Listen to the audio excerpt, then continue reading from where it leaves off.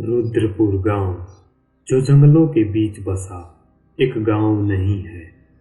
यह एक रहस्य है जो यहाँ कई पीढ़ियों से दबा हुआ है।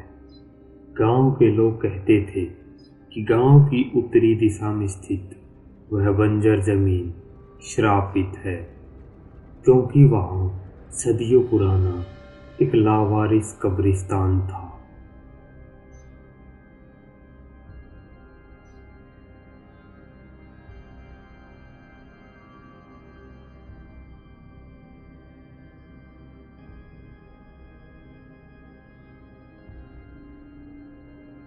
दीपक एक सिविल इंजीनियर था जो रुद्रपुर गांव की उस श्रापित जमीन पर एक बड़ी इमारत बनाने के लिए आया था। दीपक साइट का निरीक्षण कर रहा था कि तभी गांव का एक आदमी वहां आता है। आइए इंजीनियर बाबू, कोई दिक्कत तो नहीं हुई यहाँ आते हुए? अरे नहीं, सब ठीक है। थोड़ी दूर तो है पर कोई दिक्कत नहीं हुई। चलिए, अच्छा है। देखिए, यही वो जगह है जहाँ इमारत बनानी है। जी ठीक है, मैंने देख लिया। यह जमीन इमारत के लिए एकदम ठीक है। यहाँ की मिट्टी भी सख्त है। हाँ इंजीनियर बाबू, वो तो है। मिट्टी तो सख्त होगी ही। यह जमीन हजारों लाशों को जो अपने अंदर समेटे हुए है। मतलब आप कहना क्या चाहते हैं? बाबू, ये जमीन श्रापित है। ये कब्रिस्तान की जमीन है। मेरी मानो तो आप यहाँ से चले जाओ। यहाँ दफन मुर्दे रात को जिंदा हो जाते हैं।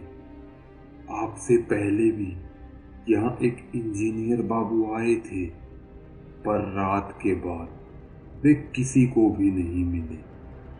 उस श्रापित रात, उस श्रापित जमीन उन्हें जिंदा निगल गई।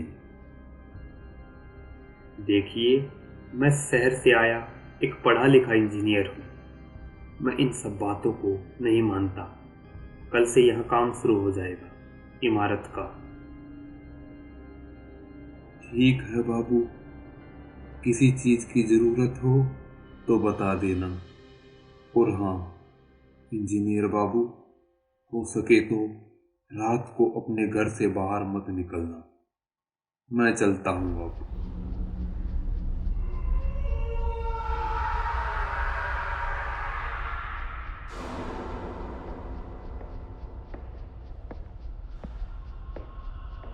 दीपक इमारत का डिजाइन देखने लगता है। ये जमीन इमारत के लिए अच्छी है। मिट्टी की बियरिंग कैपेसिटी भी अच्छी है। बस वहां से पुराने कुछ पत्थरों को और कब्रों को हटाना है।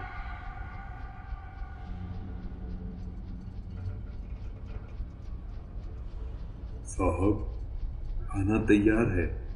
चलिए खाना खा लीजिए। अच्छा, हाँ, थैंक यू। रख दो वहां पर, मैं खा लूंगा। दीपक खाना खाकर सो जाता है। अगले दिन काम शुरू हो जाता है और मजदूर जमीन की खुदाई कर रहे थे और वहां की कब्रों को तोड़ रहे थे।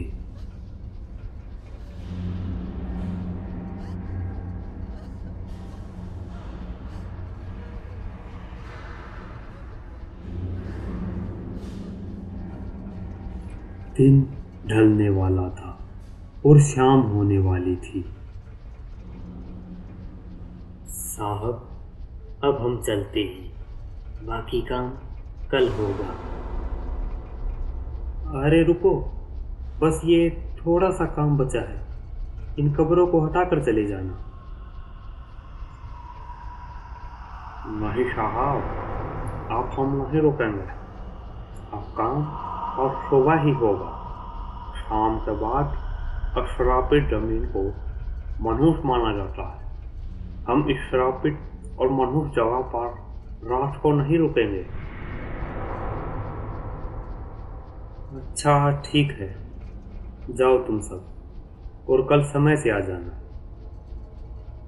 मैं भी थोड़ी देर आराम कर लेता।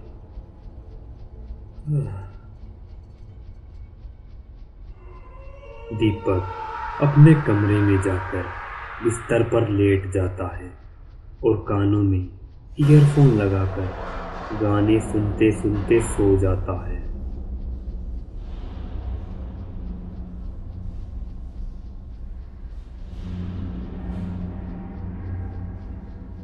आधी रात को अचानक धम धम की आवाज से दीपक की नींद टूट जाती है। दीपक खड़ा हो जाता है और बाहर की ओर जाने लगता है।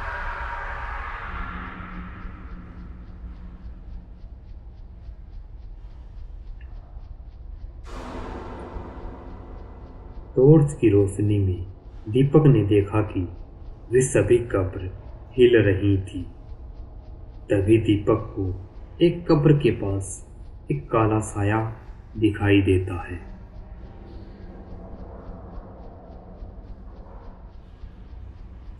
कौन है वहां पर? कौन है? दीपक धीरे धीरे उस काले साए की ओर जाने लगता है। दीपक के पास जाते ही वह काला साया गायब हो जाता है। तभी दीपक की नजर एक कब्र पर जाती है तो उसके रोंगटे खड़े हो जाते हैं। कब्र के ऊपर एक इंसानी खोपड़ी रखी हुई थी जिसमें एक लंबी काली कील धसी हुई थी। दीपक उस खोपड़ी को उठाता है और उसकी कील निकाल देता है। अचानक से वहां पर जोर जोर से हवाएं चलने लगती है।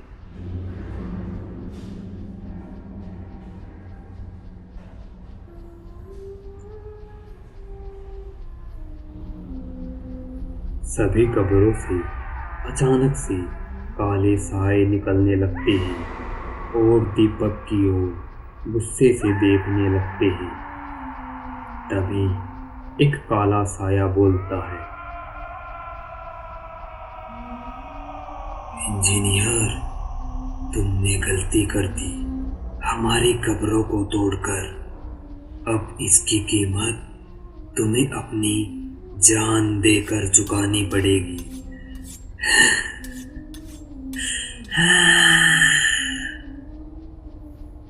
वे सभी साए दीपक के चारों ओर मंडराने लगते हैं।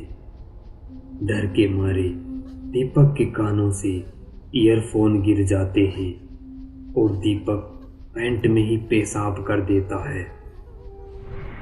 वे सभी काले साए एक साथ दीपक पर टूट पड़ते हैं।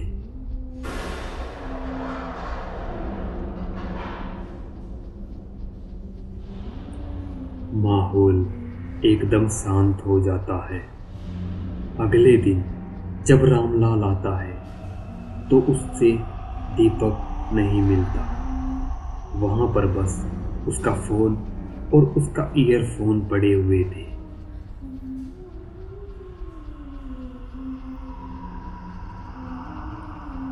इस जमीन ने एक और इंजीनियर को निगल लिया। न जाने ये जमीन और कितने मासूम लोगों को अपने शिकार बनाएगी। न जाने कितने मासूमों की और बलि मांगेगी।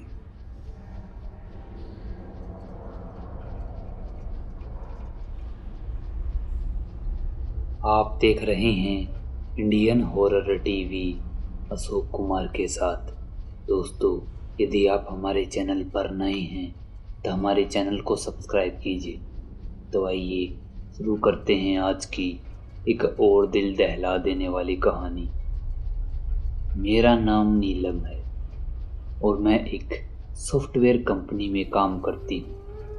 यह घटना मेरे बचपन की है, जब मैं अपनी माँ के साथ अपने गांव में रहती थी। कहते हैं इस दुनिया में हमारे अलावा भी कुछ पारलौकिक शक्तियाँ निवास करती हैं, जिन्हें हम भूत प्रेत और काली शक्तियाँ कहकर पुकारते हैं। मुझे इन चीज़ों पर शुरू में ज़्यादा विश्वास नहीं था। अक्सर हम बचपन में कुएं पर पानी भरने जाते थे। मैं और मेरी माँ अक्सर शाम के वक्त ही कुएं पर पानी भरने के लिए जाती थी। कुआं गांव के शमशान घाट के पास ही होता था, इसलिए हम अक्सर शाम को ही वहां पर जाते थे।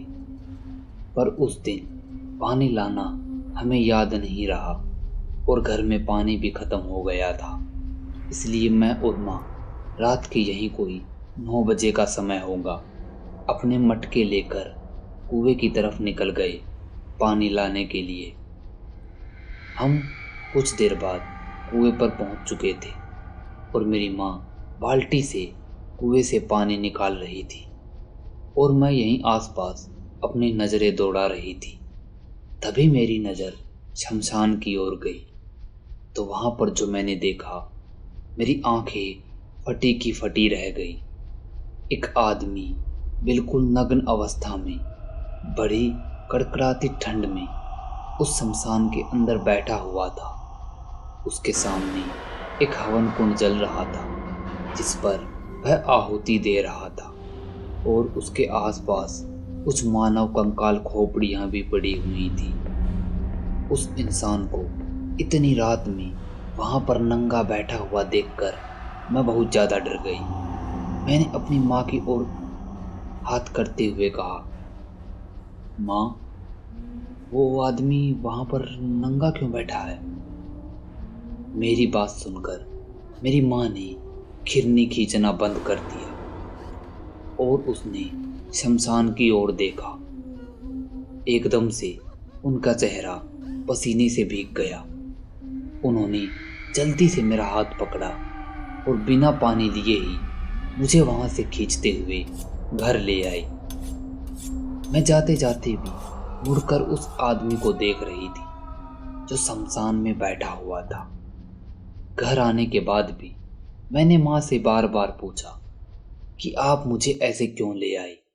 हमने पानी के मटके भी वहीं पर छोड़ दिए थे, परंतु माँ ने कुछ भी नहीं बताया। मैंने कई बार पूछा पर फिर उन्होंने मुझे डांट कर भगा दिया और कहा, क्या चाहती है तू? मरते ही अपने बाप को तो खा गई, बदचलन, अब मुझे भी मरवाएगी क्या? बस एक यही बात थी जो बचपन से मेरे दिल को तोड़ रही थी। अगर मेरे पैदा होते ही मेरे पापा मर गए तो इसमें मेरी क्या गलती थी? बस यही एक ताना था जो मुझे अंदर से तोड़ देता था। काफी देर तक लेटे लेटे मैं शमशान के उस आदमी के बारे में ही सोचती रही और मेरा मन वहां पर जाने के लिए होने लगा।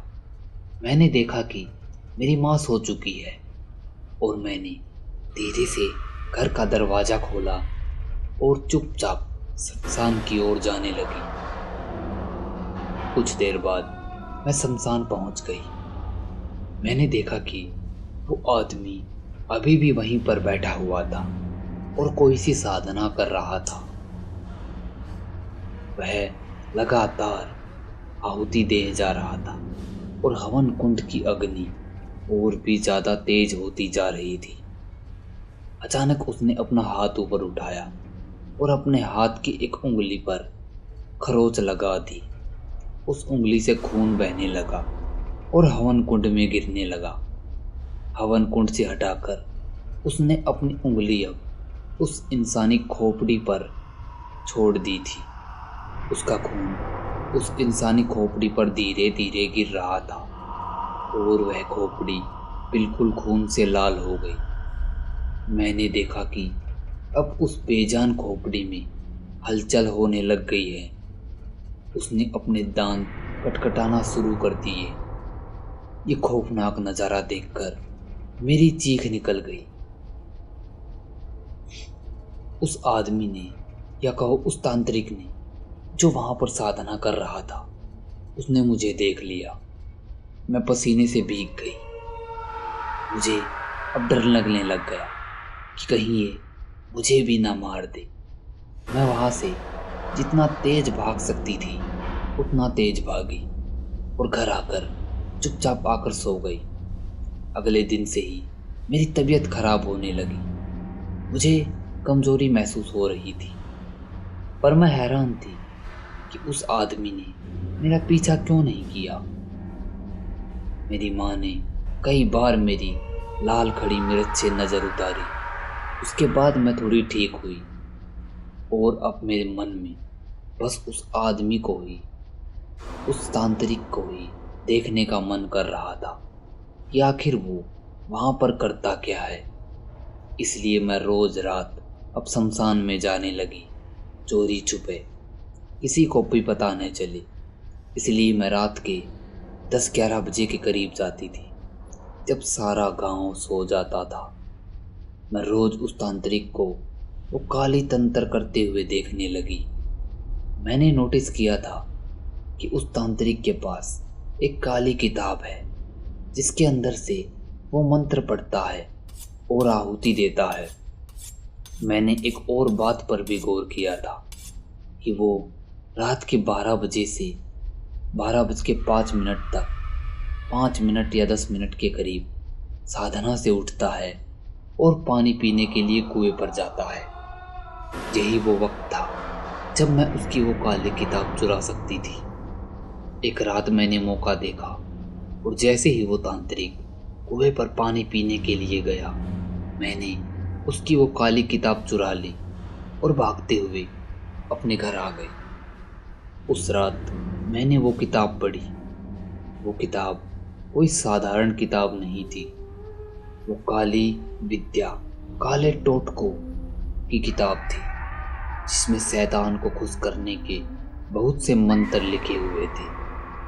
मैंने पहले तो इन बातों को बकवास माना, फिर उनमें दिए गए 1-2 टोटकों को आजमा कर देखा। हमारे घर में काफ़ी तंगी का माहौल था और पैसे की इतनी ज़्यादा दिक्कत हो रही थी कि हमारे खाने तक के लाले पड़ रहे थे। इसलिए मैंने उस काली किताब से धन प्राप्ति का टोटका आजमाया और अगले ही दिन मुझे सड़क पर कुछ सोने के कंगन पड़े हुए मिल गए। मैं बहुत खुश हो गई और उस दिन के बाद से मैं उन टोटकों को और भी ज़्यादा करने लग गई। अब मैं उस काली दुनिया में महारत हासिल करना चाहती थी। मेरा जिंदगी और दुनिया को देखने का नज़रिया ही बदल चुका था। पर वो कहते हैं ना, काली शक्तियाँ चाहे कितना भी सुख दे दे, परंतु वो उनके बदले में कुछ ना कुछ मांगती ज़रूर है और आखिर में वे हम पर भी उल्टी पड़ सकती हैं। मेरे साथ भी कुछ ऐसा ही हुआ। मैंने अपनी काली शक्तियों को बढ़ाने के लिए अब गांव के जानवरों की बलि देना शुरू कर दिया था। मैं रोज शमशान में जाती और हवन कुंड के सामने देर रात तक पूजा करती और किसी एक जानवर की आहुति देती। मेरा ये काम रोज का चल रहा था और दिन प्रतिदिन मेरी काली शक्तियाँ बढ़ती जा रही थी।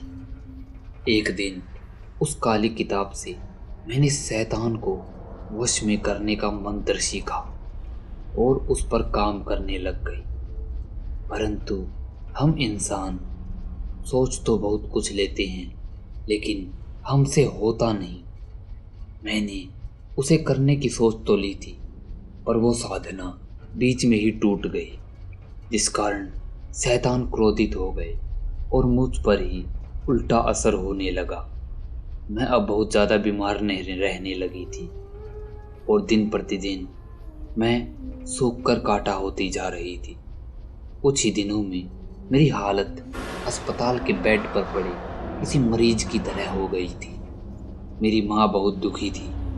मेरी माँ ने बहुत से पंडितों, बहुत से बाबाओं को मुझे दिखाया, पर किसी के पास भी मेरी बीमारी का कोई तोड़ नहीं था। सभी डॉक्टर, सभी तांत्रिकों के साथ हमने बातें कर चुकी थी, परंतु मेरी बीमारी थी कि हल होने का नाम ही नहीं ले रही थी। तभी मुझे लगने लग गया कि शायद अब ये मेरा अंतिम समय है। इसलिए मैंने अपनी माँ को वो सारी बात बताई जो मैंने की थी। तो मेरी माँ पहले तो मुझ पर बहुत गुस्सा हुई, लेकिन फिर मेरी माँ ने उस तांत्रिक से मिलने का विचार किया जिसके पास से मैं काली किताब उठाकर लाई थी और जो उन दिनों शमशान में साधना करता था। काफी दिन खोजने के बाद एक रात मेरी माँ को वो तांत्रिक उसी शमशान में मिला। मेरी माँ ने उन्हें वह सब घटना बताई और उनके सामने घुटने टेकते हुए मेरी जान की भीख मांगने लगी। उस तांत्रिक ने मेरी ओर देखा। मेरा चेहरा बिल्कुल सूखा, मुरझाया हुआ, आंखों के नीचे काले गड्ढे थे। वो तांत्रिक देख पा रहा था कि मेरे ऊपर कितना भयंकर साला काला साया है। उस तांत्रिक ने मेरी माँ से कहा, मूर्ख है यह लड़की जो सोच रही कि साधना काली विद्या प्राप्त करना इतना आसान है। अगर ये इतना आसान होता तो कोई भी इन काली शक्तियों को हासिल कर कर इस दुनिया पर राज कर सकता था। वो काली किताब कहाँ है जो इसने मुझसे चुराई थी? मेरी माँ ने उस काली किताब को उस तांत्रिक को देते हुए कहा। उस तांत्रिक ने उस किताब के कुछ पेज पलटे और फिर कुछ मंत्रों का उच्चारण करते हुए पास ही में रखे एक मुर्गे की बलि दे दी। उसके खून से उन्होंने उस हवन कुंड में आहुति दी और उन्होंने मेरी उंगली से भी थोड़ा कट लगाकर खून निकाल लिया और कुछ मंत्र पढ़ने लगा। कुछ देर बाद ही उसने एक काली अंधेरी राख मेरे चेहरे पर पोत दी और मेरे सर पर हाथ रखते हुए कुछ मंत्र बुदबुदाने लगा। कुछ ही देर बाद मुझे कुछ हल्का महसूस हुआ। ऐसा लग रहा था कि मेरे सर से मानो बोझ सा उतर गया हो। उस तांत्रिक ने मेरी माँ से कहा, मैंने इसके ऊपर से शैतान का काला साया हटा दिया है, परंतु याद रहे आज के बाद अगर इस लड़की ने फिर से ऐसी कुछ बच्चन बातें की या ऐसा कुछ घिनौना काम किया तो इसे मौत के घाट उतारने से वह शैतान चुकेगा नहीं और उस बार फिर मैं भी नहीं बचा पाऊंगा। ले जाओ इस नालायक को। उस तांत्रिक ने ऐसा कहा और वो फिर से अपनी साधना में लीन हो गया। उस रात के बाद मैं दिन प्रतिदिन अपने आप को तंदुरुस्त और ताज़ा महसूस करने लगे और कुछ ही दिनों में मैं एकदम ठीक हो गई। लेकिन उस दिन के बाद से मैंने कभी भी काली शक्तियों की ओर मुंह नहीं किया। मैं भगवान की पूजा करने लगी और अपना मन पूरी तरह से भगवान की ओर झोंक दिया। परंतु कभी कभी जब मैं उस पल को याद करती हूँ तो मेरी रूह आज भी कांप उठती है, क्योंकि उस समय मैं मरते मरते जो बची थी। तो दोस्तों, अभी कहानियाँ ख़त्म नहीं हुई है। आइए बढ़ते हैं एक और कहानी की ओर, जिसका शीर्षक है मनखू। हिमाचल की वादियों में एक बात बहुत प्रचलित है। इन पहाड़ों में एक ऐसी साया रहता है जो आपको अपनी आवाज़ में बुलाता है, जिसे मनखू कहते हैं। मनखू वे आत्माएं होती हैं जो इंसान को उसी की आवाज़ में पुकारती हैं, और अगर आपने मुड़कर देखा तो फिर वो इस दुनिया से आपका वजूद मिटा देती हैं। मनखू अक्सर रात के अंधेरे में आपको दिखाई देता है और आपकी ही आवाज़ में पुकारता है। ये कहानी विनीत नाम के एक लड़के की है जो हिमाचल में ही रहता था, एक छोटे से गांव में। मैं आपको उस गांव का नाम तो नहीं बता सकता, पर इन सब को छोड़कर आइए कहानी का मज़ा लेते हैं। उस रात देर रात विनीत अपने गांव की ओर लौट रहा था। आज उसे अपने खेत से आते वक्त देर हो गई थी और उनके गांव और उसके खेत के बीच में एक छोटा सा जंगल पड़ता था। बड़े बड़े देवदार के पेड़ों को चीरते हुए मन धीरे धीरे वो आगे बढ़ रहा था।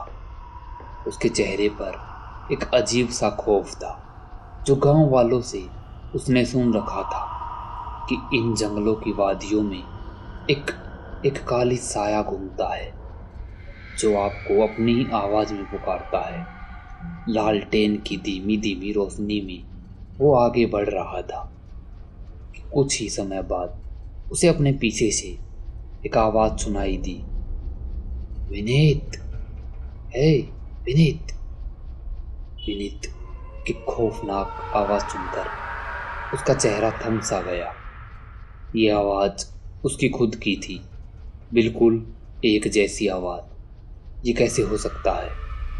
विनीत के चेहरे पर पसीने के बूंद धीरे धीरे उमड़ने लगी। उसे गांव के बुजुर्गों की बात याद आई। ये मनखू है जो आपको अपनी आवाज में पुकारता है। विनीत डर के मारे सहम गया। उसने अपने कदमों को तेज तेज बढ़ाया। आवाज उसके पीछे से और तेज हो रही थी, परंतु ताज्जुब की बात थी, किसी के कदमों की आवाज वहां पर नहीं आ रही थी। बस एक पैनी और नुकीली आवाज जो उसके कानों के पर्दों को फाड़ रही थी। उसके हाथ से लालटेन छूटी। उसने अपनी स्पीड और तेज की। जैसे जैसे लड़ते पड़ते वो गांव के चौपाल तक आ गया। चौपाल पर चाय की दुकान पर गांव के कुछ लोग बैठे हुए थे। हाफता हाफता विनीत गांव के चौपाल के सामने आकर गिर गया।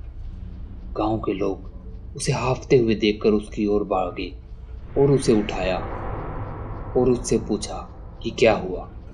जब विनीत ने उन्हें बताया तो गांव के ही एक बुजुर्ग जिसकी सफ़ेद दाढ़ी थी और जिनकी उम्र यही कोई 70 से 75 साल होगी, उन्होंने कहा, ठीक किया बेटा तुमने जो उस आवाज का जवाब नहीं दिया।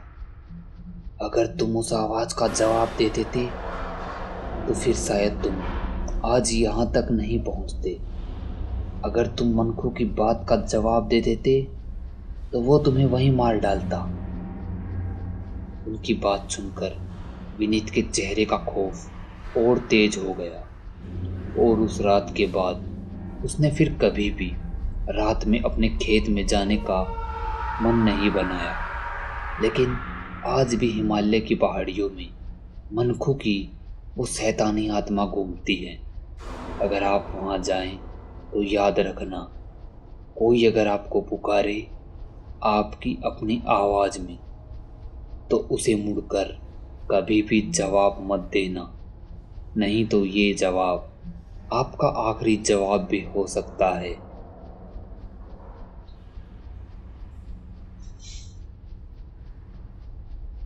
तो आइए दोस्तों, बढ़ते हैं आज की एक और डरावनी और आखिरी कहानी की ओर।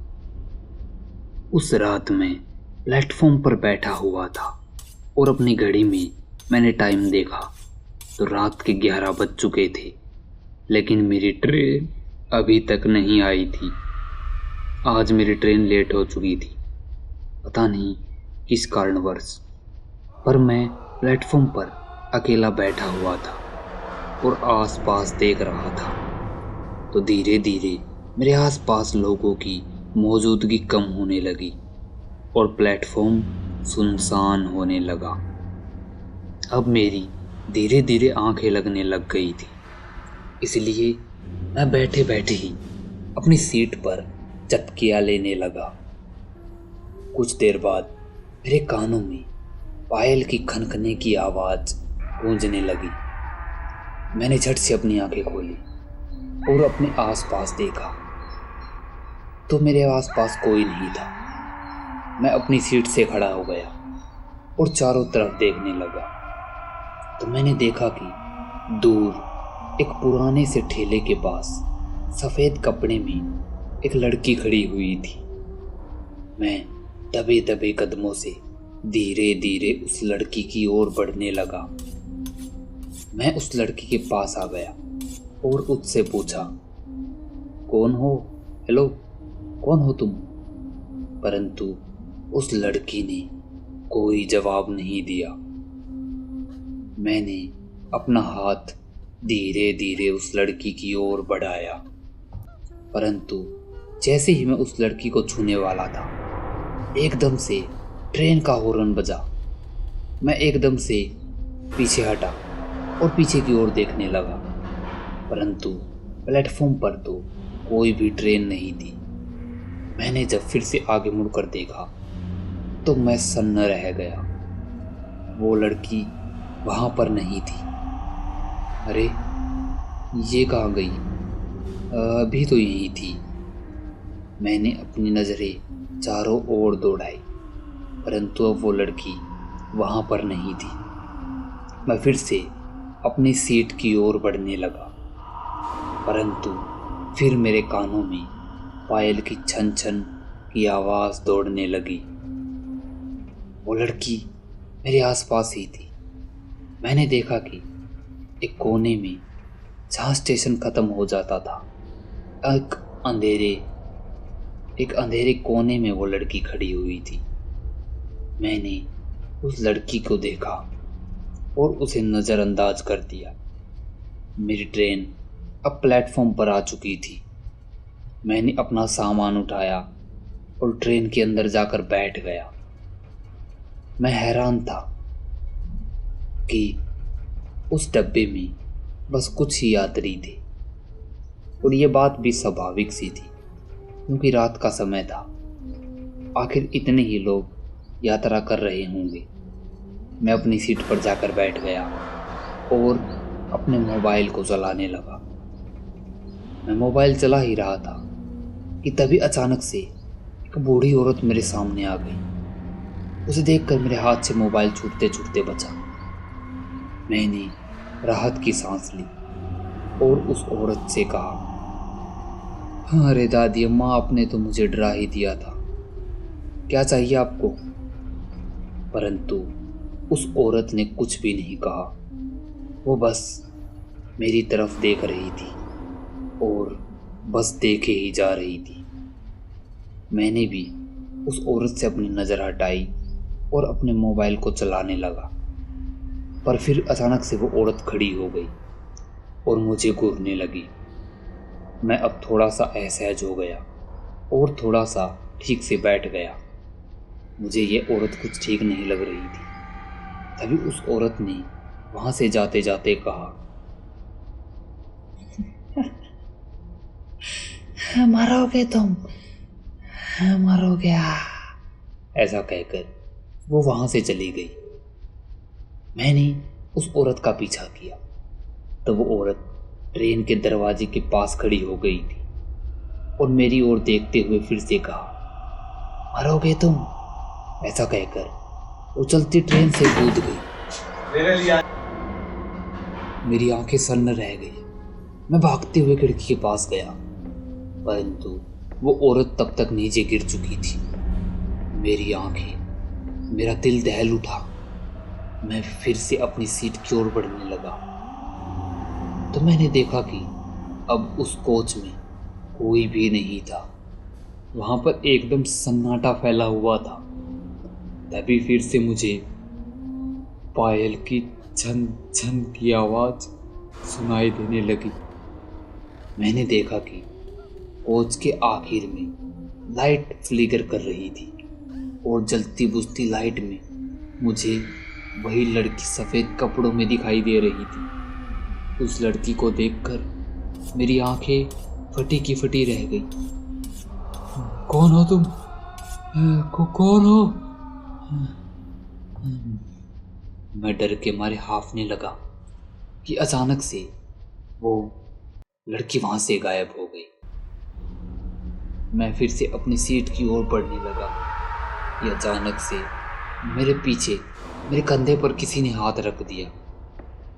मैं मूर्ति की तरह जम गया। उस समय मेरी हालत ऐसी हो गई थी जैसे मुर्गे की नाड़ किसी ने दबोच रखी हो।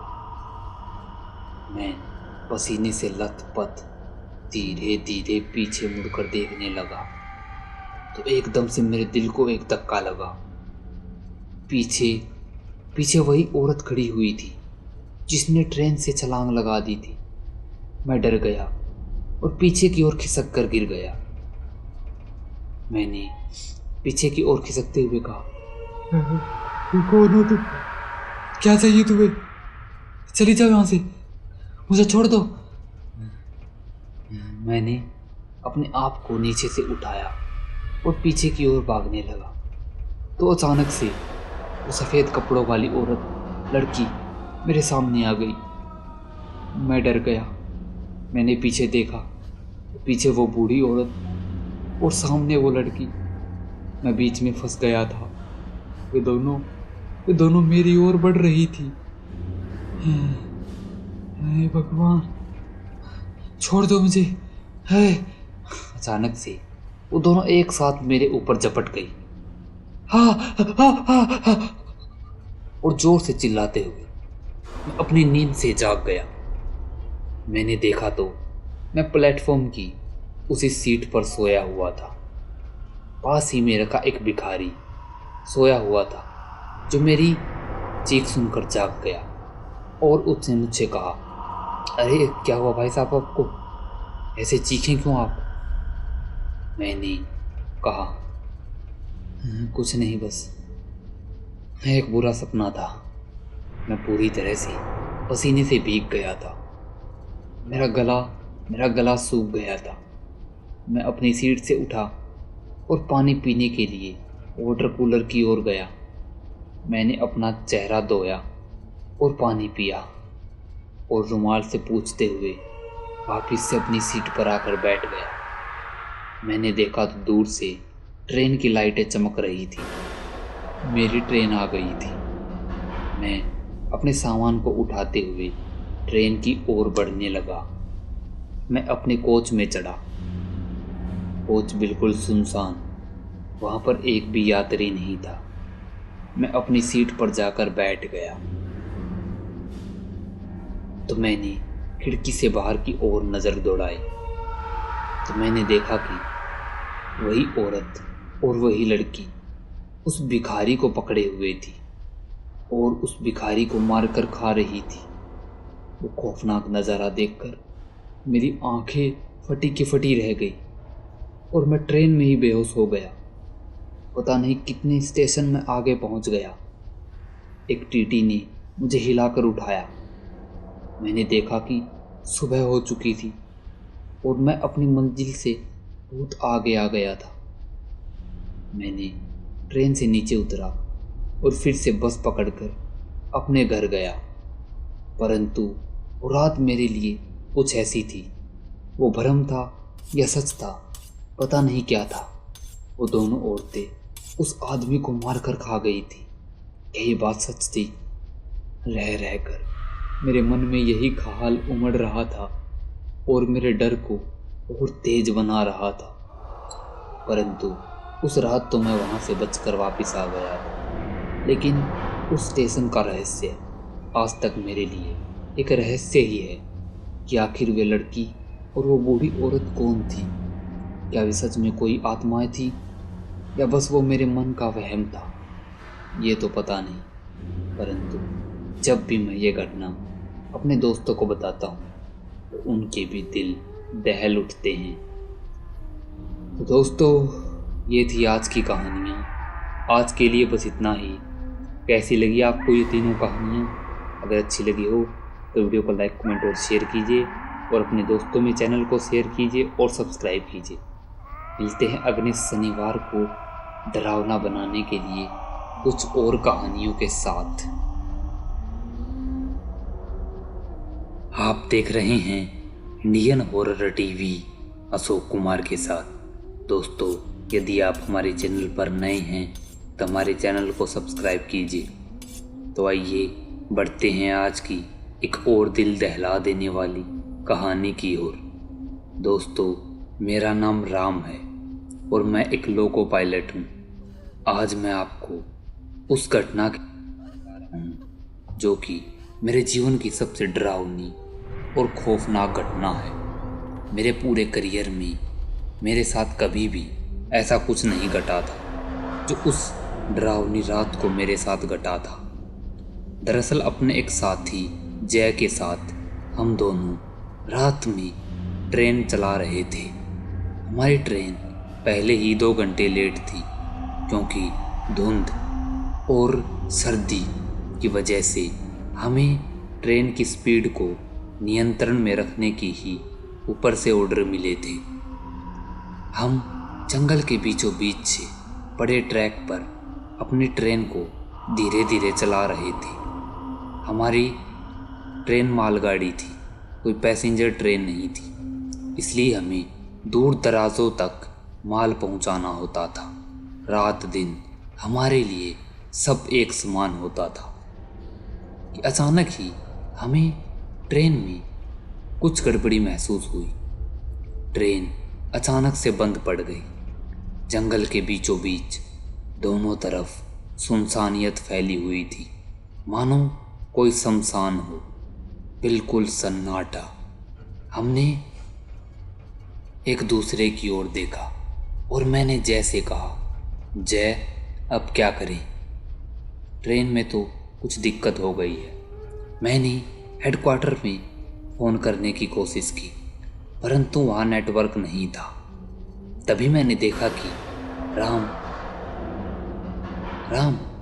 बाहर देखो, जय ने कहा। मैंने देखा कि बाहर हमें कुछ दूर पर कुछ महसूस हो रहा था, जैसे वहाँ पर कोई खड़ा हो। फिर मैंने जय से कहा, शायद ये तुम्हारा वहम है, इतने सुनसान जंगल में आखिर कौन होगा? तुम कांच ऊपर चढ़ा लो और बाहर मत देखो। मैं तब तक कांटेक्ट करने की कोशिश करता हूँ। मैं ट्रेन से कांटेक्ट करने की कोशिश कर रहा था कि कहीं स्टेशन से मेरा कांटेक्ट हो ही जाए कि तभी मैंने जय की ओर देखा तो जय बाहर किसी से बातें कर रहा था।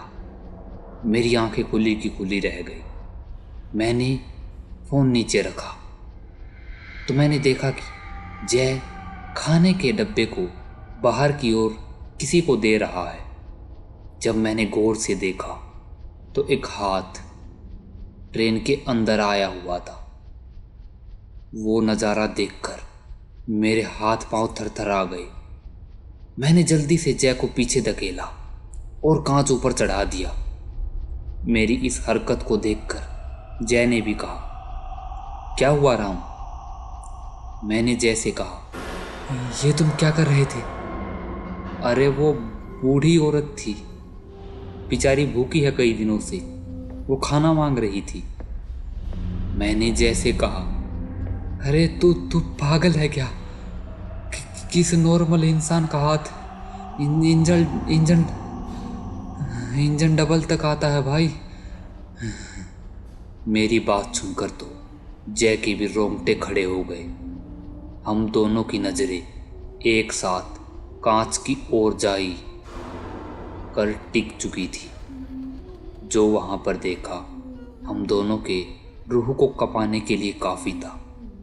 एक बूढ़ी औरत ट्रेन के बिल्कुल शीशे के सामने खड़ी हुई थी। इंजन डबल था। एक नॉर्मल इंसान आखिर इतनी हाइट पर कैसे आ सकता है उसका हाथ?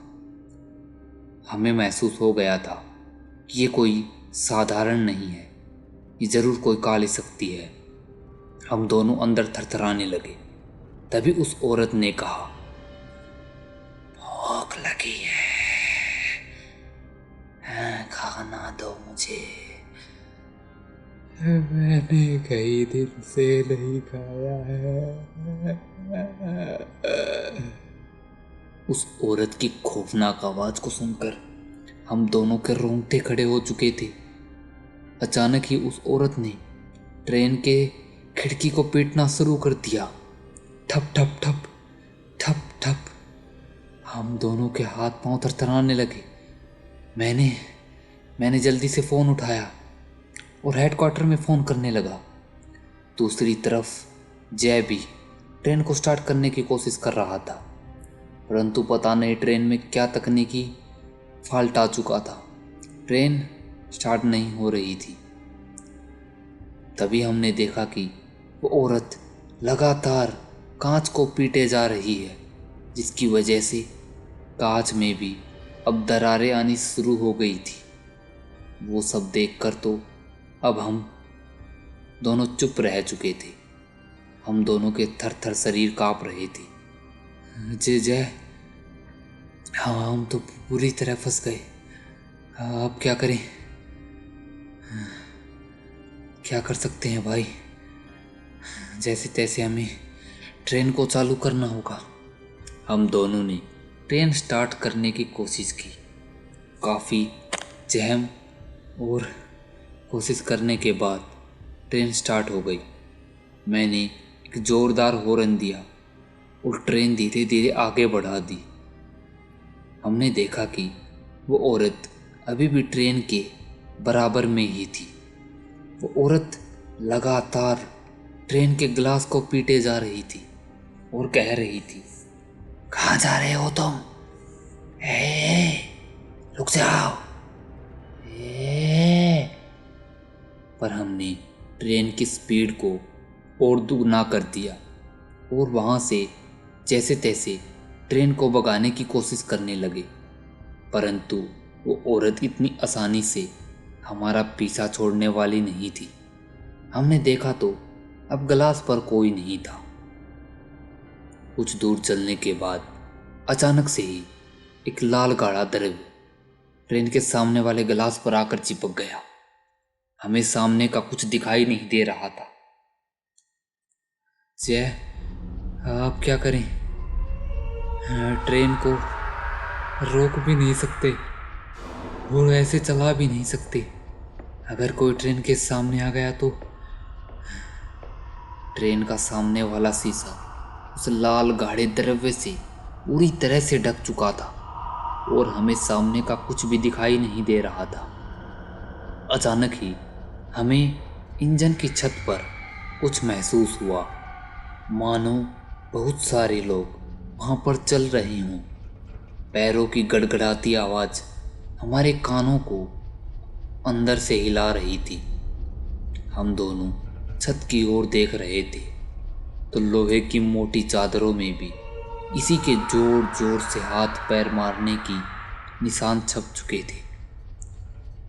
जय स्टेशन पर कांटेक्ट करने की कोशिश कर रहा था कि हमारी ट्रेन फंस चुकी है, परंतु कांटेक्ट नहीं हो पा रहा था। हम क्या कर सकते हैं? जय, मैंने जैसे कहा, लगातार कट कट कट ट्रेन की मानो जो ऊपर था वो ट्रेन की छत को फाड़कर अंदर आ जाएगा। अचानक ही हमने देखा कि अब वो गड़गड़ाहट बंद हो चुकी थी। अब हमने देखा कि वहाँ पर बिल्कुल सन्नाटा छा चुका था और धीरे धीरे एक हाथ रेंगता हुआ ट्रेन के सामने वाले ग्लास पर आ गया था। हमारे देखते ही देखते सामने पड़े सारे लाल गाढ़े द्रव को उस भयानक औरत ने अपनी जीभ से चाट लिया था। उसकी लाल चमकती आंखें हमारे रोंगटे खड़े कर रही थी।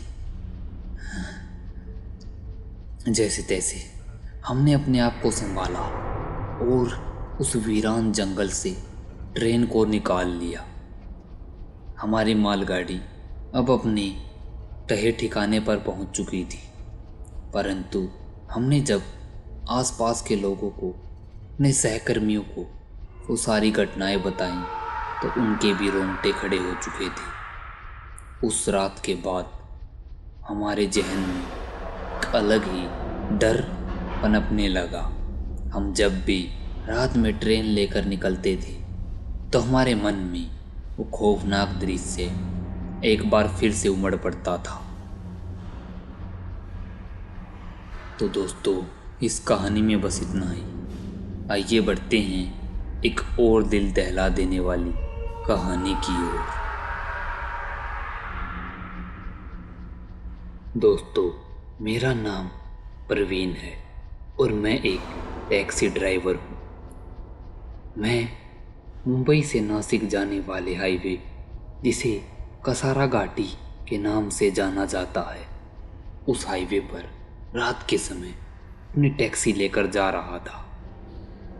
मैं कसारा घाट के पहाड़ी इलाकों, घने जंगलों और घुमावदार मोड़ों से धीरे धीरे अपनी टैक्सी को आगे बढ़ा रहा था।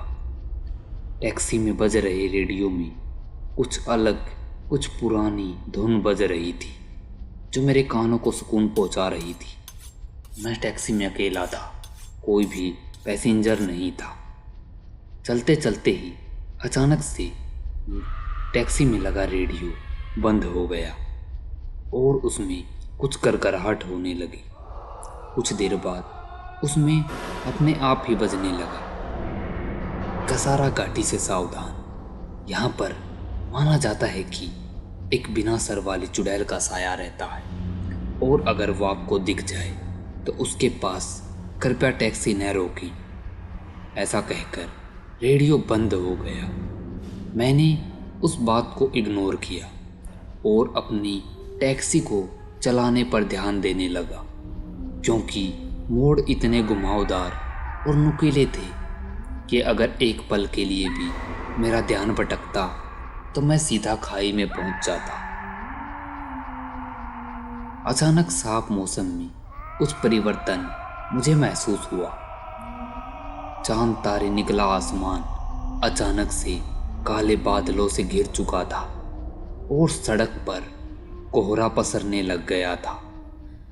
अचानक पसरते कोहरे को देखकर मैं सन्न रह गया। तभी मैंने देखा कि सड़क के किनारे सफ़ेद साड़ी में एक औरत खड़ी हुई थी, जो कि हाथ से लिफ्ट मांगने का इशारा कर रही थी। मैंने सोचा कि ये अकेली औरत इतनी रात में यहाँ पर क्या कर रही है, इसलिए मैंने उसके पास टैक्सी रोकने का निश्चय किया। हेडलाइट की रोशनी में उस औरत की सफ़ेद साड़ी और भी साफ साफ दिखाई दे रही थी। मैंने जब उसके पास जाकर टैक्सी रोकी और हेडलाइट की रोशनी में ध्यान से उसकी ओर देखा तो मेरे हाथ पांव सन्न हो गए। मेरे हाथों की नसें मानो फट गई थी। उस औरत की गर्दन के ऊपर उसका कोई सर नहीं था। उसका सर गायब हो चुका था। ये खौफनाक दृश्य देखकर मेरे हाथ पांव सन्न हो गए। डर के मारे मेरे पांव से जोर से एक्सीलेटर दबा और गाड़ी पूरी रफ्तार से उस औरत के पास से निकली। भरी ठंड में भी चेहरे से आ रहे पसीने को मैं महसूस कर रहा था। अंदर कुछ अजीब, कुछ गड़गड़ाहट महसूस हो रही थी। मैंने जब साइड मिरर से देखा तो औरत वहाँ पर नहीं थी। मैंने अपने आप को जैसे तैसे नॉर्मल करने की कोशिश की और फिर से अपना ध्यान ड्राइविंग पर लगाने लगा कि तभी मुझे गाड़ी में कुछ दबाव महसूस हुआ। ऐसा लग रहा था मानो बहुत ज़्यादा भारी भरकम सामान मेरी गाड़ी पर लदा, परंतु गाड़ी में तो मैं अकेला ही था और कोई भी नहीं था। जैसे मेरी नज़र रियर व्यू मिरर पर गई तो वहाँ का नज़ारा देखकर मेरी आंखें सन्न रह गई। मिरर में जो खौफनाक नज़ारा मैंने देखा, वो औरत मेरे पीछे वाली सीट पर बैठी हुई थी और अपने हाथ से कुछ इशारा कर रही थी। मैंने झट से टैक्सी के ब्रेक लगाए। डर के मारे पलट कर देखा तो वहाँ पर कोई नहीं था। मैंने सामने की ओर देखा तो सामने भी कोई नहीं था। मैं बुरी तरह से फंस चुका था। तभी मुझे आसपास बहुत सारे बच्चों के रोने की आवाज़ सुनाई दी। मेरे हाथ पांव थरथरा गए। मैंने फिर से एक्सीलेटर दबाया और घुमावदार मोड़ों से गाड़ी को नियंत्रण न करते हुए तेजी से भगाने लगा। मेरी कार की स्पीड इतनी तेज थी कि अगर थोड़ा सा भी यहाँ से वहाँ हो जाता तो मैं अचानक ही नीचे पाता और मेरी मौत निश्चित थी। पर मैंने इस चीज़ की परवाह न करते हुए फिर भी लगातार कार को भगाते रहा। सामने पसरा कोहरा और अंधेरा और ज़्यादा हो गया था। उस अंधेरे की वजह से मैंने कार की स्पीड को थोड़ा कम कर दिया, क्योंकि अगर अचानक से कोई खड़ा मोड़ आ गया तो मेरी कार नीचे गिर सकती थी। इसलिए मैंने अपनी कार को नियंत्रण में ही रखा। तभी मेरी नज़र साइड वाले ग्लास पर गई तो एकदम से मेरे हाथ पांव थरथरा गए। वो बिना सर वाली औरत मेरी टैक्सी के पीछे पीछे बिल्कुल साइड में दौड़ रही थी। उसे देखकर तो मैं अंदर तक हिल चुका था। मैं पसीने से भीग गया था। मेरे हाथ पांव ऐसे बिल्कुल ही थम से गए थे, मानो वो हरकतें करना ही बंद कर गए हैं। मैंने जैसे तैसे भगवान का नाम लेते हुए टैक्सी को चलाए रखा। अचानक से वो औरत सामने से मेरी टैक्सी के आगे आ गई और जोर जोर से अपने हाथों से सामने वाले कांच को पीटने लगी। मेरे हाथ पांव थरथरा चुके थे। मेरा कार से बैलेंस हट गया था और कार घाटी से गिरने ही वाली थी कि मैंने जोर से ब्रेक लगा दिए। रात के सन्नाटे में टायरों की आवाज़ गूंजने लगी। अचानक से कोहरा और गहरा हो गया और वो औरत मेरे कार के सामने वाले मिरर पर बैठी हुई थी। उसका बिना सर का धड़ देखकर मेरे हाथ पांव कांप गए थे। उसकी गर्दन से टपक रहा खून कार के बोनट को लाल बना रहा था। औरत जोर जोर से गर्राते हुए कार के सामने वाले ग्लास को तोड़ने की कोशिश कर रही थी। मैं अंदर बैठा अपने हाथ जोड़कर भगवान को याद कर रहा था। मैंने हनुमान चालीसा पढ़नी शुरू कर दी और अपनी आंखें बंद कर ली। तकरीबन 5-10 मिनट तक मैं वैसे का वैसे ही हनुमान चालीसा पढ़ता रहा और मेरी टैक्सी के हिलने की आवाज़ मुझे सुनाई दे रही थी, मानो कोई ज़ोर ज़ोर से टैक्सी हिला रहा था।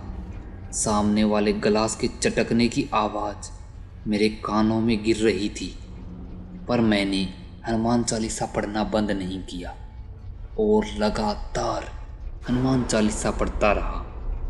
कुछ समय बाद वो आवाज़ें आनी बंद हो चुकी थी। मैंने घड़ी में समय देखा तो रात सुबह के 4 बज चुके थे। मैंने जब अपनी आंखें खोली तो सामने पड़ा कोहरा भी अब छटने लग गया था और वो औरत भी वहाँ से गायब हो गई। मैंने सामने वाले कांच पर देखा तो उसमें दरार आ गई थी। मैंने जैसे तैसे भगवान का नाम लिया और कार स्टार्ट की और उस घाटी से निकल गया। परंतु उस रात की वो खौफनाक घटना मेरे जहन में आज भी एक ऐसे डर के साथ पनप रही है जिसे मैं कभी नहीं भुला सकता। उस रात के बाद मैं कभी भी कसारा घाटी के उन घुमावदार मोड़ों पर रात के वक्त नहीं गया। मैंने बहुत से ड्राइवरों से सुना है कि उस घाट पर कई ड्राइवरों के साथ ऐसी घटनाएं घट चुकी हैं। एक सफ़ेद साड़ी वाली बिना सर की औरत बहुत से लोगों को वहाँ पर दिखाई देती है, जो कि लिफ्ट मांगती है। अगर कोई उसे लिफ्ट देता है तो वो उसे मार डालती है। उस रात मैंने उसे लिफ्ट नहीं दी, इसलिए मैं बच गया। और जब मैंने गाड़ी भगाई तो वो गुस्से में मेरे पीछे पीछे भाग रही थी, पर जैसे तैसे भगवान की कृपा से उस रात मैं बच गया। तो दोस्तों, ये थी आज की कहानी। ये कहानियाँ आपको कैसी लगी? अगर अच्छी लगी हो तो वीडियो को लाइक, कमेंट और शेयर कीजिए, और चैनल पर नए हैं तो चैनल को सब्सक्राइब कीजिए। जल्दी मिलते हैं एक और डरावनी कहानी के साथ। तब तक के लिए देखते रहिए इंडियन हॉरर टीवी और डर को महसूस कीजिए अपनी नसों नसों तक। ऐसी ही खौफनाक कहानियाँ मैं हर हफ्ते आपके लिए लाता रहूँगा। आप देख रहे हैं Indian horror TV Ashok Kumar के साथ। दोस्तों, यदि आप हमारे चैनल पर नए हैं तो हमारे चैनल को सब्सक्राइब कीजिए। दोस्तों, आज की कहानी अजय नाम के एक ट्रक ड्राइवर की है। तो आइए इस कहानी को उन्हीं के पॉइंट ऑफ व्यू से सुनते हैं। दोस्तों, जैसा कि आपको पता है, मेरा नाम अजय है और मैं एक ट्रक ड्राइवर हूँ। आज मैं आपके साथ जो घटना शेयर करने जा रहा हूँ वह मेरे साथ तकरीबन 2010 में घटी थी। उस रात मैं ट्रक पर सामान लोड करके कश्मीर जा रहा था। रात के सन्नाटे में ट्रक अंधेरे को चीरते हुए सुनसान हाईवे पर आगे बढ़ रहा था। कुछ इक्का दुक्का गाड़ियां ही मुझे ओवरटेक करके कभी कभार जाती दिखती थी। किसी कारणवश आज मेरा हेल्पर मेरे साथ नहीं आ सका था, इसलिए मैं ट्रक अकेला ही चला रहा था। सामने पसरा सन्नाटा और दोनों ओर के चील की तरह गहरे पेड़ मेरी आंखों में अंधेरा झोंक रहे थे। हेडलाइट कुछ दूर तक ही रोशनी कर पा रही थी। अब जो इलाका आ गया था वो एकदम सुनसान और वीरान था। अब एक दो गाड़ी भी आना बंद हो चुकी थी। पूरी सड़क पर बस मेरा ट्रक ही दौड़े जा रहा था कि तभी ट्रक की हेडलाइट की धुंधली रोशनी में मुझे सामने कुछ दिखाई दिया। शायद वो कोई एम्बुलेंस थी। अचानक से एम्बुलेंस आ जाने के कारण मैंने जोर से ब्रेक लगाए। गड़गड़ाहट करते हुए ट्रक उस एम्बुलेंस से तकरीबन 5-6 फुट दूर जाकर रुका। मैं बस आंखें फाड़े उस एम्बुलेंस की ओर देख रहा था। वो एम्बुलेंस सड़क के बीचों बीच थी, मानो उसका एक्सीडेंट हो चुका था। परंतु ऐसी तो कोई चीज़ नहीं थी जिससे वो टकराई हो, क्योंकि वो सड़क के एकदम बीच में खड़ी थी। फिर मैंने सोचा कि शायद टक्कर लगकर वो पीछे खिसक गई होगी। मैं जल्दी से ट्रक से नीचे उतरा और एम्बुलेंस की ओर दौड़ा तो मैंने देखा कि एम्बुलेंस के आसपास ढेर सारा खून बिखरा हुआ था। रात के सन्नाटे में खून देखकर मेरे हाथ पांव थरथर कांप उठे। मैं जल्दी से ड्राइवर की सीट पर गया तो मैंने देखा कि एक आदमी खून से लथपथ, जिसका सर स्टीयरिंग से लगा हुआ है, मतलब कि स्टीयरिंग के अंदर ही धंस गया था, वो मर चुका था। वो सीट पर पड़ा हुआ था। मैंने उसे 1-2 बार हिलाने की कोशिश की, फिर उसकी सांसें चेक की तो वो मर चुका था। मैंने सोचा कि क्या पता कोई मरीज हो, इसलिए मैं भागते हुए पीछे गया तो पीछे का दरवाज़ा खोलकर देखा तो मेरे रोंगटे खड़े हो गए। वहाँ पर 2 लाशें पड़ी हुई थी, जिन्हें पूरी तरह से सफ़ेद कपड़े से कवर कर रखा था। दोस्तों, आप इमेजिन करें, इतनी रात में आप अकेले हैं और आपके सामने ये सभी खौफनाक घटनाएं घट रही हैं, तो आखिर आपकी क्या हालत हो सकती है। ठीक वैसी ही हालत मेरी हो गई थी।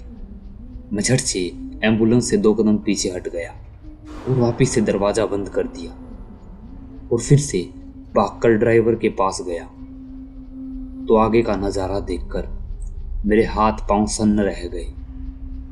सीट पर वो ड्राइवर नहीं था। मेरे हाथ पांव थरथर कांप उठे। मेरे दिल ने मानो धड़कना ही बंद कर दिया था। वो आदमी तो मर चुका था। आखिर वो कहाँ जा सकता है।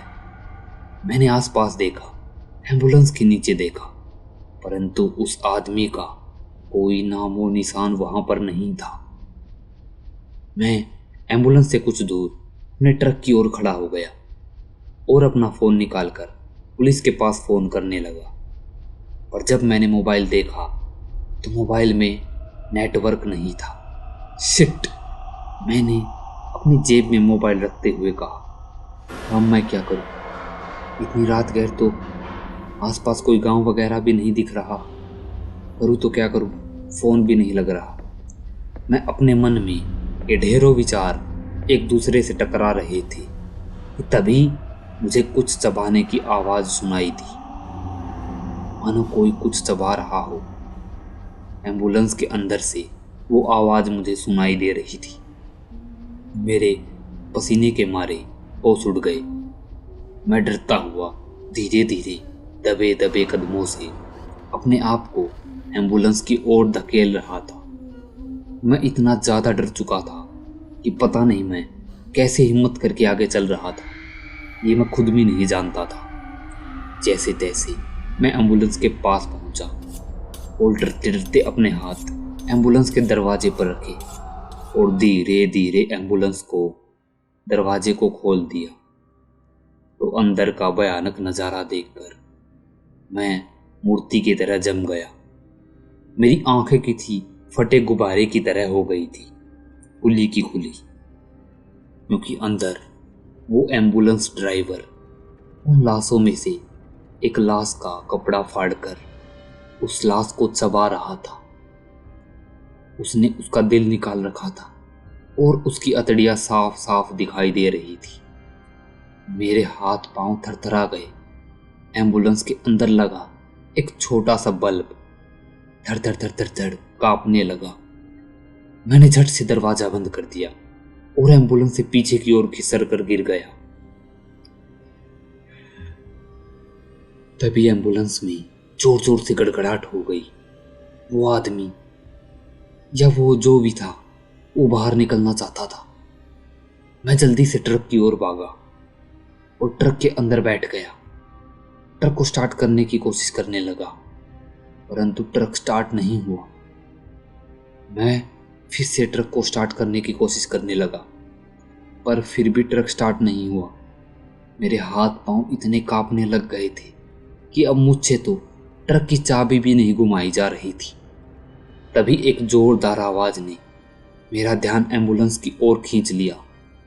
एम्बुलेंस के दरवाजे टूटकर बिखर चुके थे और वो आदमी अंदर से बाहर निकल रहा था। उसका पूरा मुंह खून से लथपथ और उसके लंबे काले नाखूनों और दांतों में मांस के लोथड़े बिखरे हुए थे।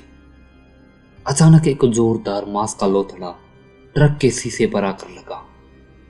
पूरा शीशा खून से लथपथ हो गया। खून से भरे शीशे में धुंधलाते हुए मुझे वो आकृति दिख रही थी। वो धीरे धीरे मेरे पास आ रहा था। मैंने ट्रक के कैबिन को लॉक कर लिया और ट्रक को स्टार्ट करने की कोशिश करने लगा। हे भाई गुरु, हे भाई गुरु, रक्षा करो, रक्षा करो। मेरे मन में अपने परिवार के चेहरे उमड़ने लगे, क्योंकि मुझे महसूस हो गया था कि शायद ही मैं आज यहाँ से बचकर निकल सकता हूँ। अचानक ही सामने वाले गिलास पर थर थर थर जोर जोर से कांच पीटने की आवाज़ आने लगी। वो भयानक आकृति अब ट्रक के सामने वाले शीशे पर चढ़ चुकी थी और उसे लगातार पीट रही थी।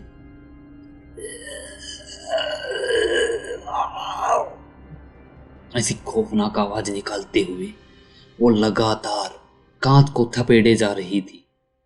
इतनी मार न सहन करने के कारण अब कांच ने चटकना शुरू कर दिया था। जैसे जैसे कांच की दरारें बढ़ रही थी, मेरी दिल की धड़कनें कम होती जा रही थी। मुझे अब महसूस हो गया था कि जैसे ही कांच टूटा वैसे ही वो मुझे भी मार डालेगा। मैं कुछ नहीं कर सकता था, क्योंकि अगर कैबिन से बाहर निकला तो वो मुझे मार देगा और अंदर भी मैं बच नहीं सकता था ज़्यादा देर। जैसे तैसे मैंने फिर से वाहेगुरु का नाम लिया और एक बार फिर से ट्रक को स्टार्ट किया, तो इस बार वाहेगुरु की कृपा से ट्रक स्टार्ट हो गया। मैंने आओ देखा ना था सीधा गियर लगाया और फुल रेस में ट्रक को वहाँ से भगाने लगा। वो आकृति अभी भी सामने वाले ग्लास से चिपकी हुई थी। मैं यहाँ वहाँ ट्रक को झोले मार रहा था कि वो आकृति नीचे ही गिर जाए। अचानक एक जोरदार मोड़ पर मैंने ट्रक को जोर से घुमाया और वो आकृति ट्रक से नीचे गिर गई और एक झटके के साथ वो ट्रक के टायरों के नीचे आ गई। मैंने ट्रक को भगाना जारी रखा और साइड मिरर से देखा तो वो आकृति बिल्कुल कुचली जा चुकी थी और फिर भी वो आकृति में मूवमेंट हो रहा था। मेरे देखते ही देखते वो आकृति खड़ी हो गई और फिर से मेरे ट्रक के पीछे भागने लगी। यह संघर्ष तकरीबन आधे घंटे तक चलता रहा। आधे घंटे के बाद मैंने उस सुनसान सड़क को पार कर लिया और अब मुझे सामने एक ढाबा दिखाई दे रहा था। मैंने ट्रक सीधा ढाबे के अंदर जाकर ही रोका।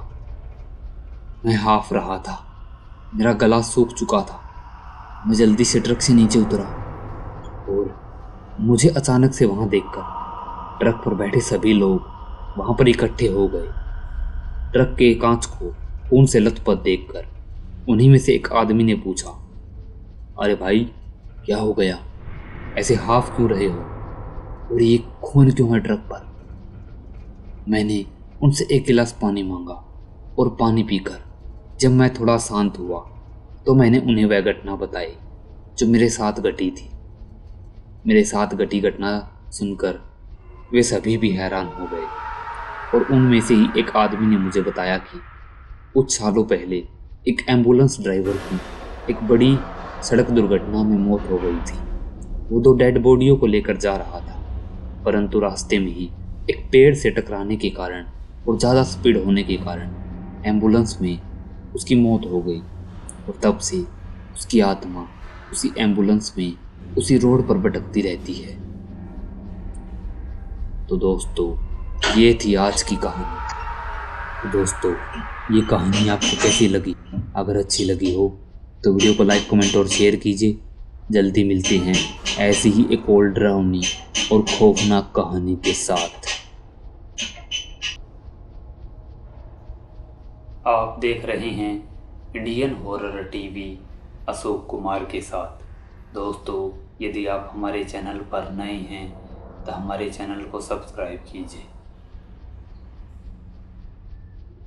राघव बरगद के पेड़ के नीचे देखता है तो उसे कोई बैठा हुआ दिखाई देता है।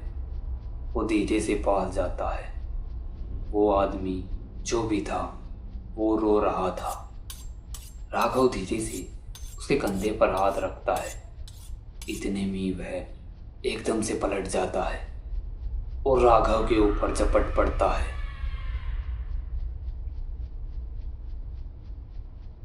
रात गहरी हो चुकी थी और एक अजीब सी सड़ान गांव की गलियों में घूम रही थी। सन्नाटा पसरा हुआ था।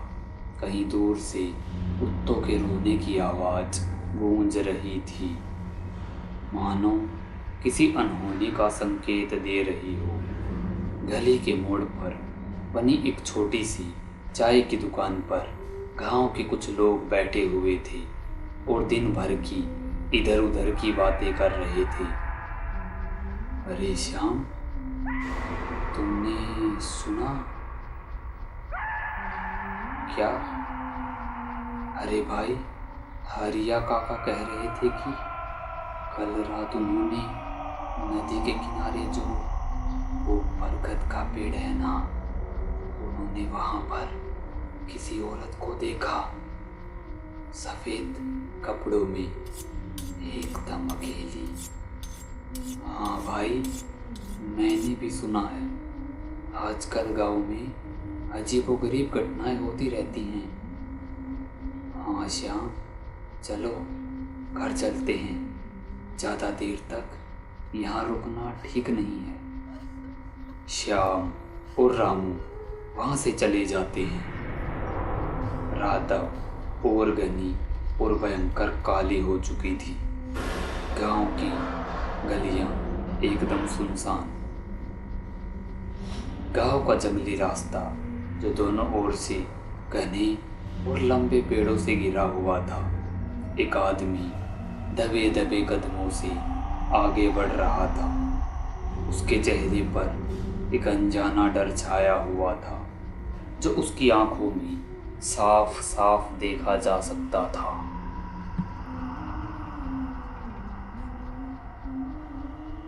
मेरी मति मारी गई थी जो मैं काम करने के लिए दूसरे गांव गया, ये जानते हुए भी कि इस रास्ते पर सूरज ढलने के बाद मौत घूमती है।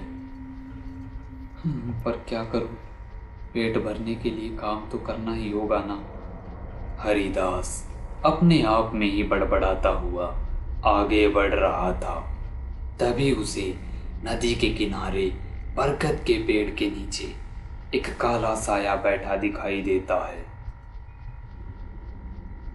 अंधेरा होने के कारण पता नहीं चल रहा था कि वह औरत है या फिर कोई आदमी।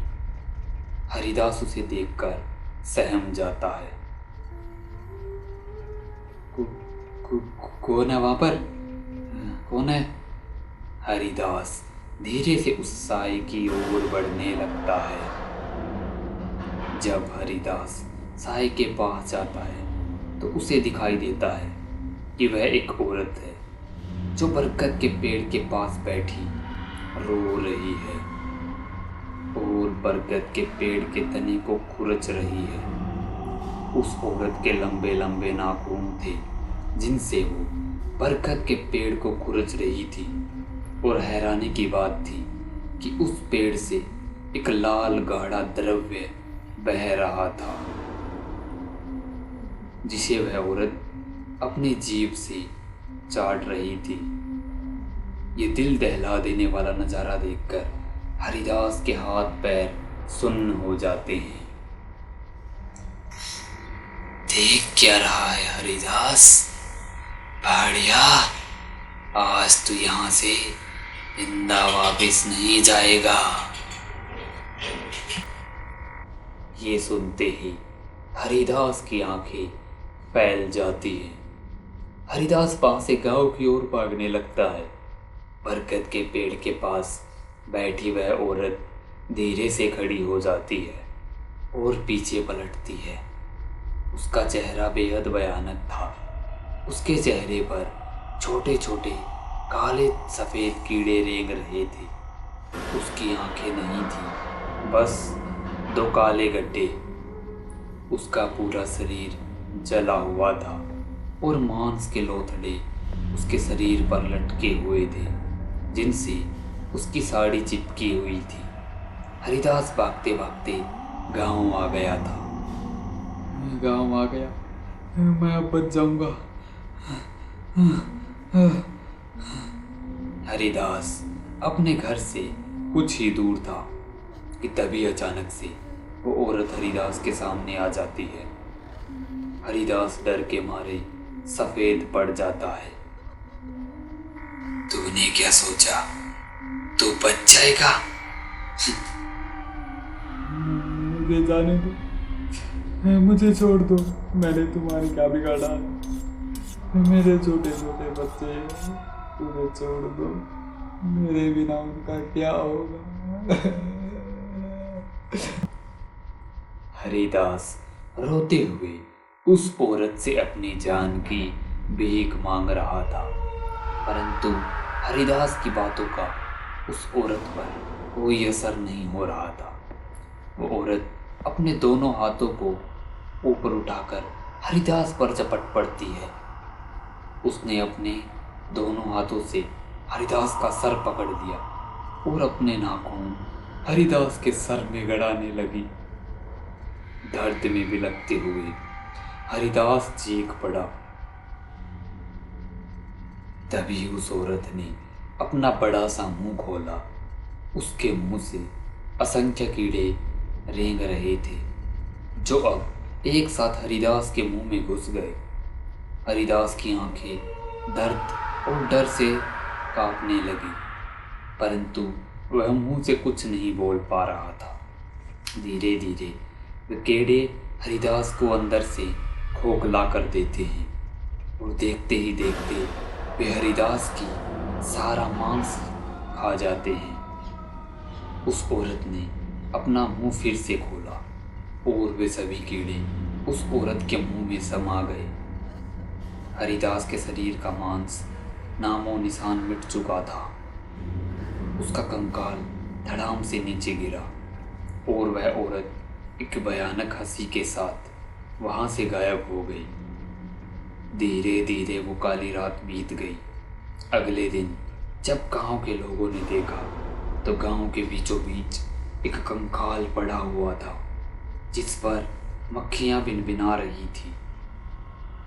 एक अजीब सी गंदी सड़ांध उस कंकाल से आ रही थी। गांव के सभी लोगों में एक अजीब सी खामोशी छा गई थी।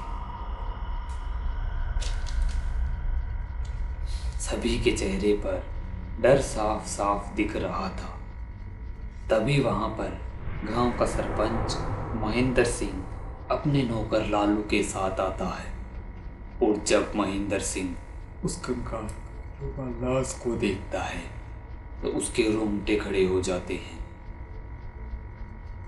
सरपंच जी, उस औरत का आतंक तो बढ़ता ही जा रहा है। हर रात वो किसी गांव के आदमी को मारती है। हाँ सरपंच जी, एक एक करके गांव के सभी लोग मर रहे हैं और हम कुछ नहीं कर पा रहे। देखो, हौसला रखो। मैंने आदित्य पुजारी से बात की है, वो जल्द से जल्द गांव आ रहे हैं। अब वो ही हैं जो इस बला को खत्म कर सकते हैं। हाँ सरपंच जी, अब हरिदास की मौत के बाद आदित्य पुजारी ही कुछ कर सकते हैं। उन्होंने पिछली बार इस चुड़ैल को बरगद के पेड़ में कैद कर दिया था। पता नहीं ये चुड़ैल आज़ाद कैसे हो गई। हाँ, पता नहीं। देखो, मैं सभी गांव वालों से यही कहना चाहता हूँ कि जब तक आदित्य पुजारी नहीं आ जाते, गांव का कोई भी व्यक्ति रात के समय बाहर नहीं निकलेगा। सभी शाम होने के बाद अपने घर के खिड़की दरवाज़ों को अच्छे से बंद कर लेंगे और कोई भी आवाज़ सुनाई दे या कोई पुकार, उसे नज़रअंदाज कर देना। नहीं तो क्या पता एक और लाश इस गांव में बिछ जाए। चलो भाइयों, अब इसका अंतिम संस्कार करते हैं। कुछ देर बाद गांव के लोग उस कंकाल को उठाते हैं और उसे मृत्युशैया पर लेटा देते हैं। बाद में पता चलता है कि वो कंकाल हरिदास का था। हरिदास काका के परिवार में उनकी पत्नी और 2 छोटे छोटे बच्चे थे जो कंकाल के पास बैठकर रो रहे थे।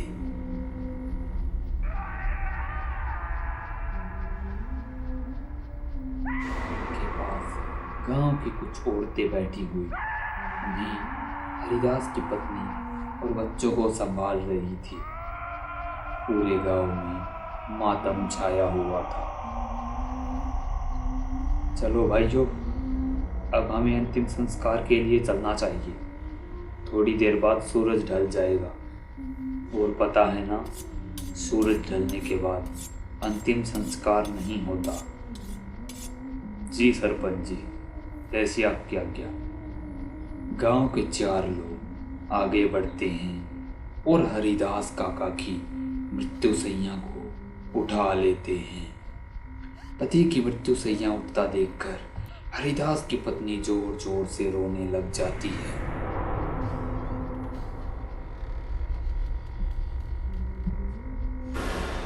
गांव के लोगों के साथ सरपंच जी हरिदास की मृत्युशैया को लेकर शमशान की ओर जाने लगते हैं।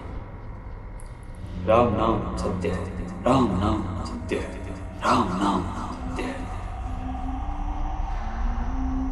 राम नाम सत्य है की गूंज उस वातावरण में गूंज जाती है। कुछ देर बाद गांव के लोग शमशान में पहुंच जाते हैं और हरिदास के बेटों के हाथों उसके पिता को अग्नि दे देते हैं। हरिदास की चिता धूं धूं करके जलने लगती है। धीरे धीरे गांव के लोग शमशान से चले जाते हैं और शमशान एकदम खाली हो जाता है। रात धीरे धीरे गहरा रही थी और शमशान में हरिदास की चिता की राख अभी भी सुलग रही थी। गांव एकदम वीरान हो चुका था। सभी लोग डर के मारे अपने अपने घरों में दुबक गए थे। रात में पहले की तरह ही एक अजीब खामोशी और सड़ांध फैल गई थी, मानो एक बार फिर से मौत का नंगा नाच हो। गांव के बाहर बस स्टॉप पर एक लाल रंग की बस रुकती है और उसमें से एक शख्स बाहर निकलता है। उस आदमी को उतारते ही वो बस बिना हॉर्न दिए तेजी से वहां से निकल जाती है, मानो ड्राइवर को भी पता हो कि इस गांव में ज्यादा देर रुकना ठीक नहीं है। अब वहां पर बस वो शख्स बचा हुआ था। ये राघव था, जो शहर से अपने गांव 10 साल बाद आया था। राघव इधर उधर देखता है, परंतु उसे वहां पर कोई भी दिखाई नहीं देता। थक तेरी यार, यहाँ तो कुछ भी नहीं दिखाई दे रहा, कोई ऑटो रिक्शा भी नहीं है। लगता है मुझे पैदल ही जाना होगा। ये खटारा बस भी ना अगर खराब नहीं होती तो शाम तक गांव पहुंच जाता। राघव बड़बड़ाता हुआ गांव की ओर बढ़ने लगता है। राघव को चलते चलते 10 मिनट हो गए थे और अब गांव बस कुछ ही दूर था। राघव चल ही रहा था कि तभी उसकी नज़र गांव के नदी के किनारे बरगद के पेड़ पर जाती है। राघव हैरान हो जाता है। कोई तो था जो बरगद के पेड़ के पास सिमट कर बैठा हुआ था और रो रहा था। ये कौन है जो इतनी रात में यहाँ बैठा हुआ रो रहा है? राघव धीरे धीरे बरगद के पेड़ के पास जाता है। राघव बरगद के पेड़ के पास जाकर उसने देखा तो एक बूढ़ा आदमी वहां पर बैठा हुआ था, जो बरगद के पेड़ की ओर मुंह करके रो रहा था। अरे सुनिए, कौन है आप और यहाँ बैठकर रो क्यों रहे हैं?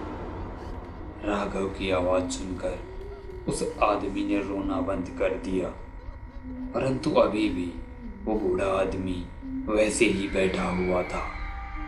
राघव धीरे से अपना हाथ आगे बढ़ाता है और उस बूढ़े आदमी के कंधे पर हाथ रख देता है कि अचानक से वो बूढ़ा आदमी अपना सर पीछे की ओर घुमाता है। उसका चेहरा देखकर राघव पीछे की ओर गिर जाता है। वो हरिदास काका थे। उनका चेहरा बेहद ही घिनौना, उनकी आंखें अंदर की ओर धसी हुई थी और चेहरे पर असंख्य कीड़े रेंग रहे थे। राघव नीचे गिरा हुआ डर से बस अपनी आंखें फाड़े हरिदास काका को देख रहा था। हरिदास काका, आप पर आपको ये क्या हुआ? आपका चेहरा। राघव डर के मारे कांपने लग गया था। उसके मुंह से आवाज नहीं निकल रही थी। हाँ बेटा राघव, मैं हरिदास काका हूँ। कैसे हो तुम? काफी दिनों बाद आए हो गाँव। हाँ काका, मैं ठीक हूँ। पर आपको क्या हुआ? राघव बेटा, ये सब तुम्हारे बाप का ही किया धरा है। उसी के कारण मैं आज अपने परिवार से दूर हूँ। मैं आज जिंदा नहीं हूँ। तुम्हारे बाप ने अगर उस औरत को नहीं मारा होता तो आज मैं जिंदा होता। क्या किस औरत को? अब जानकर क्या करेगा तू? राघव, तुम अब मरने वाले हो। आज तुम्हारी इस गांव में आखिरी रात है। नहीं काका, मुझे मत मारो, प्लीज मुझे छोड़ दो। मैंने क्या बिगाड़ा है आपका? राघव रोते हुए कहता है। हरिदास काका जोर जोर से हंसने लगते हैं और राघव पर झपट पड़ते हैं। नहीं, मुझे छोड़ दो। हरिदास राघव के ऊपर आ जाते हैं और अपने नुकीले पंजों से उसकी छाती फाड़ने लगते हैं। ये अचानक से हरिदास काका दूर जाकर गिरते हैं। राघव देखता है कि उसके गले में बंधा रुद्राक्ष चमकने लगता है। हरिदास काका का भूत मुर्राते हुए वहां से गायब हो जाता है। राघव जल्दी से खड़ा होता है और वहां से गांव की ओर भागने लगता है।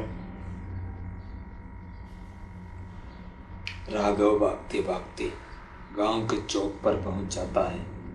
तभी उसे एकदम से उसके कदम भागते भागते रुक जाते हैं। राघव डरी हुई आंखों से सामने देखता है।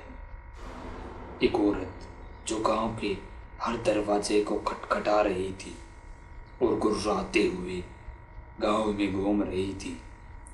रात के सन्नाटे में उसकी पायल की आवाज गूंज रही थी।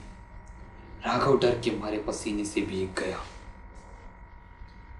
ये क्या हो रहा है? पहले हरिदास काका और अब ये औरत कौन है? राघव चौपाल पर पीपल के पेड़ के पीछे छिप जाता है और उस औरत को देखने लगता है कि तभी राघव देखता है कि एक आदमी हाथ में शराब की बोतल लिए लड़खड़ाते हुए उस औरत की ओर बढ़ रहा था। राघव देखता है कि अब वह औरत एक ही जगह पर रुक गई थी। वो शराबी धीरे धीरे उस औरत की ओर बढ़ रहा था। अरे, मेरे कुछ ज्यादा चढ़ गई है, सच में सामने कोई है। वो शराबी धीरे धीरे उस औरत के पास चला जाता है और कहता है, सौंदर्य, कौन हो तुम और इतनी रात में यहाँ क्या कर रही हो? वो शराबी लड़खड़ाती आवाज में बोल रहा था। चुड़ैल पीछे मुड़ती है और उसे देखकर शराबी का सारा नशा उड़ जाता है। वो कांपने लगा। मुझे छोड़ दो, मुझे जाने दो। चुड़ैल हंसने लगती है। उस शराबी का सर पकड़कर वह चुड़ैल किसी तरबूज की तरह चबा जाती है। वो शराबी दर्द में बिलखता हुआ शांत हो जाता है और देखते देखते ही शराबी के शरीर का सारा मांस वे कीड़े खा जाते हैं और अब वहाँ पर बस उसका कंकाल बचा हुआ था। वो चुड़ैल जोर जोर से हंसने लगती है। एक खौफनाक नज़ारा देखकर राघव की आंखें फटी की फटी रह जाती है और वह डर के मारे बेहोश हो जाता है।